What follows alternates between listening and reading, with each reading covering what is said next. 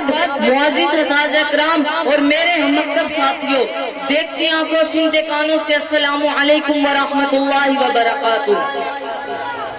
آج مجھے جس موضوع پہ لب کشائی کرنے کا موقع ملا ہے وہ ہے حب وطن۔ انسان جس مقدس عرضی پر پیدا ہوتا ہے، پروان چڑھتا ہے، اپنا جوانی گزارتا ہے، اسے قدرتی طور پر محبت و لگاؤ پیدا ہو جاتا ہے۔ وطن سے محبت کا جذبہ سچا، مخلصانہ اور بے لوث ہوتا ہے۔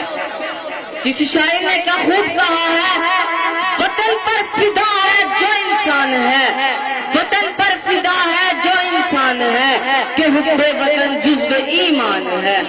میں جس ملک کا باسی ہوں میں اس سے عقیدت و محبت رکھوں۔ اس دھرتی کے حصول کے لیے ہمارے بزرگوں نے بے تحاشا قربانیاں دی، ہزاروں ماں نے اپنے جگر کے ٹکڑے قربانی کیے، ہزاروں ماں بہن اور بیٹیوں کی عصمتیں تار تار ہوئی، سینکڑوں معصوم نیزوں کی نوک پر چڑھے۔ بقول شاعر، تیری بنیادوں میں ہے لاکھوں شہیدوں کا لہو، تیری بنیادوں میں ہے لاکھوں شہیدوں کا لہو، ہم تجھے گنج دو عالم سے گراں پاتے ہیں۔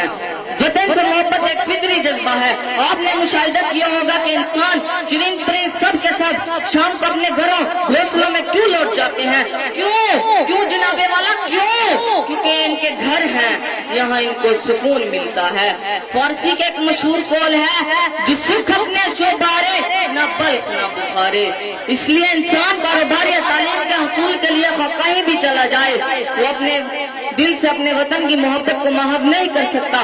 پردیس میں وہ دولت تو کما لیتا ہے، مگر اس کا دل ہر وقت اپنے وطن میں اٹکا رہتا ہے۔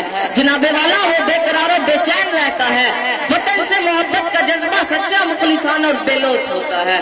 نشار کے ساتھ موضوع بحث سمیٹتا ہوں، خدا کرے کہ میری عرض پاک پر اترے، خدا کرے کہ میری عرض پاک پر اترے، وہ فصل گل جسے اندیشہ زوال نہ ہو۔ یہاں جو پھول کھلے وہ کھلا رہے صدیوں، یہاں جو پھول کھلے وہ کھلا رہے صدیوں، یہاں سے خزاں کو بھی گزرنے کی مجال نہ ہو۔ خدا کرے کہ میرے ایک بھی ہم وطن کے لیے، خدا کرے کہ میرے ایک بھی ہم وطن کے لیے حیات جرم نہ ہو، زندگی وبال نہ ہو۔ والسلام۔